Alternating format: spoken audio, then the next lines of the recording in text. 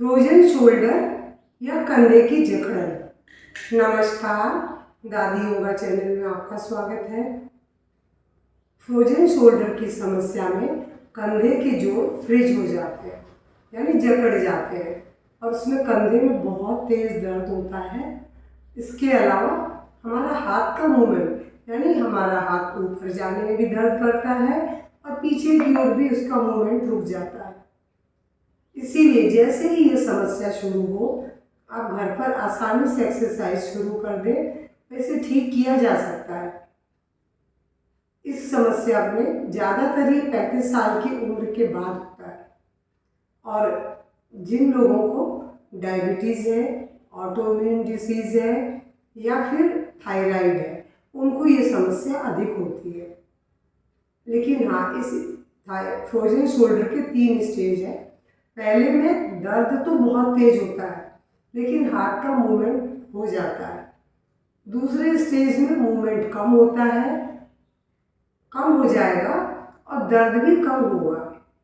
Last throwing stage में दर्द शायद न भी हो या थोड़ा होगा, लेकिन उसके अंदर मूवमेंट बिल्कुल रुक जाएगा, आपका कंधा किसी तरफ नहीं जाएगा।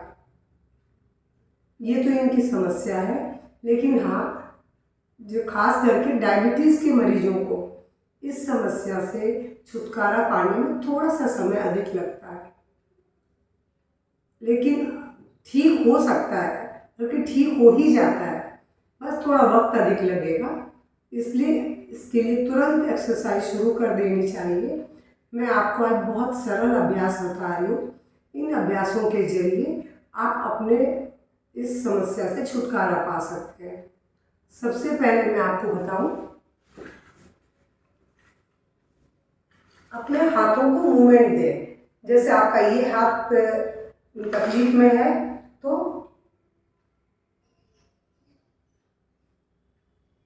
एक हाथ से चाहे दीवार थाम लें और ऐसे से मूवमेंट दें, पेंडुलम की तरह ऐसे अपने हाथ को मूवमेंट दें, जो भी आपका हाथ होगा। दूसरा मैं आपसे बोलूँगी, फिंगर्स को इंटरलॉक कर लें, हाथ सिर के पीछे ले जाएं यहाँ पर और जोड़ें और पीछे की ओर फैलाएं। इसे जोड़ें और पीछे ले जाएं। कोई भी एक्सरसाइज आपको 8 से 10 बार करेंगे तभी लाभ मिलेगा। अब दूसरी एक्सरसाइज में आपको बता रही हूँ, हाथों को पीछे ले जाएं और कंधे पीछे की ओर खींचे, कंधे पीछे की ओर, कंधों को पीछे की ओर खींचना है। ये आपको मैं बहुत सरल सा एक अभ्यास और बता रही हूँ जिसमें आपको स्टिक से करना है। स्टिक आपने पकड़ी और चूंकि आपका ये हाथ मान लो बायां हाथ अफेक्टेड है, तो दाहिने हाथ से तो आप टाइट से पकड़ ही रखे हो। बस इस हाथ से हल्का सपोर्ट लेते हुए दाहिने हाथ के प्रेशर से आप हाथ को ऊपर ले जाए, जहाँ तक जाए। बस दर्द बहुत हो तो आप उसके आगे न ले जाए और धीरे धीरे हाथ को नीचे ले आए।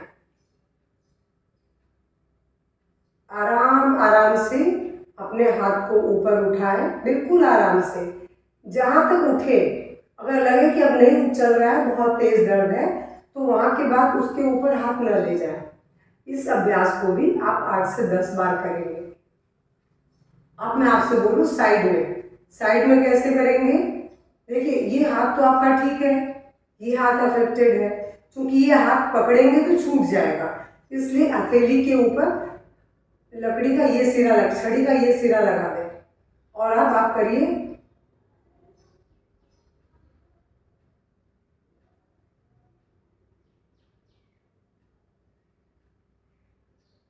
अगर आप पकड़ के कर पा रहे हैं तो आराम से आप पकड़ के करिए।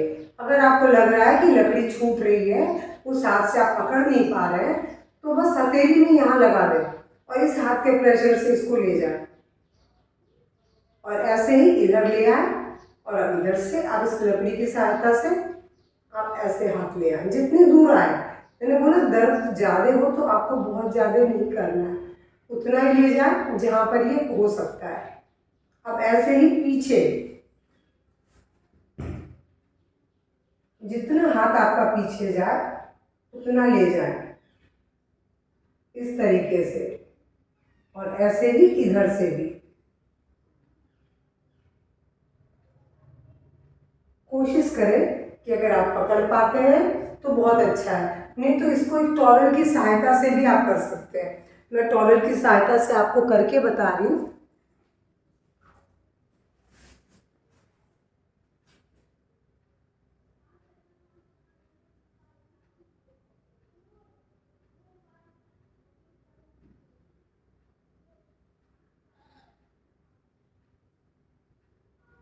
ये सब बिल्कुल सरल है, आपको कंधे में ही मूवमेंट देना है। इसके बाद आप दीवार पर ऐसे हाथ रख लीजिए और उसके पास आ जाएंगे। फिर उंगलियों को कोहनी सीधी रखते हुए, कोहनी मुड़ेगी नहीं, आप आराम से ऐसे ऐसे सीढ़ी चढ़ते हैं ना, बस वैसे आपको करते जाना है और ऐसे ही नीचे उतरना है।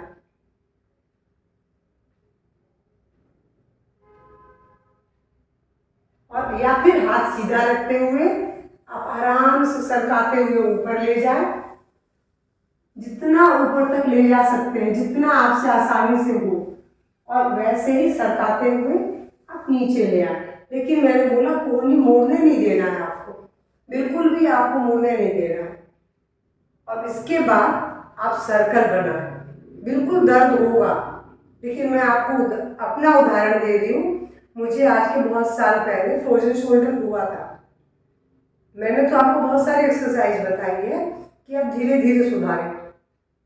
मैंने केवल सर्कल बनाए और इतना दर्द था कि मैं 6 महीने तक मैं अपने बाल तक नहीं बना पाई थी। फिर किसी ने मुझे बोला कि सर्कल बनाओ, तो मैंने सर्कल बनाना शुरू किया। हालांकि बहुत पेन था, हाथ ऊपर उठने में बहुत तकलीफ थी मैं, लेकिन दोनों हाथों को लगातार ऊपर ऐसे उठा उठा के घुमाती रही सारे दिन, उल्टा और सीधा। जब जब मुझे ध्यान आता मैं हाथों को मूवमेंट दे रही थी। और इसी तरीके से आप ये भी कर सकते हैं।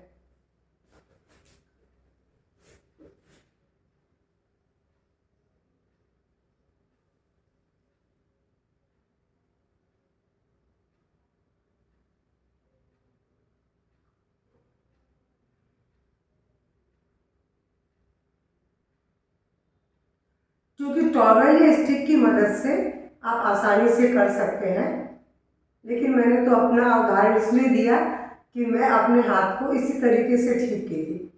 और अगर आपका हाथ में ज़्यादा तकलीफ है, कोई साधन नहीं है, तो जो हाथ ठीक है उस हाथ की मदद से आप हाथ को ऊपर ले जाइए, ले जाइए।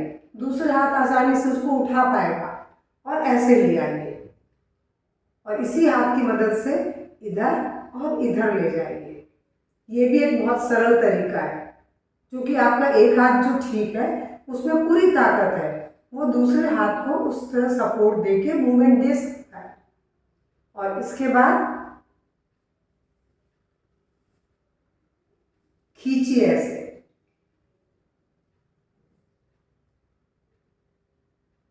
बस इन थोड़े से अभ्यासों से आप देखेंगे कि आपका कंधा बहुत थोड़े दिनों में ही ठीक हो गया है, बल्कि ठीक हो जाएगा 101%।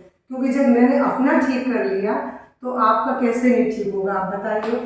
कितना सरल है ये अभ्यास, जिनकी सहायता से हम सब इसे ठीक कर सकते हैं। लेकिन जब रोग बहुत बढ़ जाता है उसको आने का मौका ही मत दीजिए। बिल्कुल समय रहते ही शुरुआत में आप इन अभ्यासों को करके आप खुद देखेंगे। मेरे को तो इसलिए लगा वक्त कि मुझे मालूम ही नहीं था कि मैं इसको कैसे ठीक करूं, ये मुझे क्या समस्या हो गई है, क्योंकि इनके बारे में मुझे कुछ भी नहीं मालूम था। फिर किसी ने मुझे बताया कि ये समस्या, तब मैं भी शायद 35 साल की थी, तभी ये मुझे समस्या हुई थी। और ऐसा नहीं है कि अगर थायराइड हो, ऑटोइम्यून डिसीज हो या फिर डायबिटिक हो तो ही होगा, मुझे कुछ भी नहीं था फिर भी हुआ। लेकिन हाँ, ठीक हो गया। जब मैंने एक्सरसाइज शुरू की तो उसमें ज़्यादा समय नहीं लगा, फिर तो 1 महीने में मेरा हाथ बिल्कुल ठीक। तो आप भी ठीक हो जाएंगे, बस अभ्यास करने की देर है और अपने अंदर विल पावर रखें। 100% आप ठीक हो जाएंगे। मेरे ये वीडियो, मेरी एक्सरसाइज आपको पसंद आए तो लाइक शेयर करेंगे और कमेंट बॉक्स में कमेंट करके बताएं कि ये सरल एक्सरसाइज आपको कैसी लगी, और इससे शेयर अधिक से अधिक करें ताकि अधिक से अधिक लोग इससे ठीक हो सकें। नमस्कार, धन्यवाद।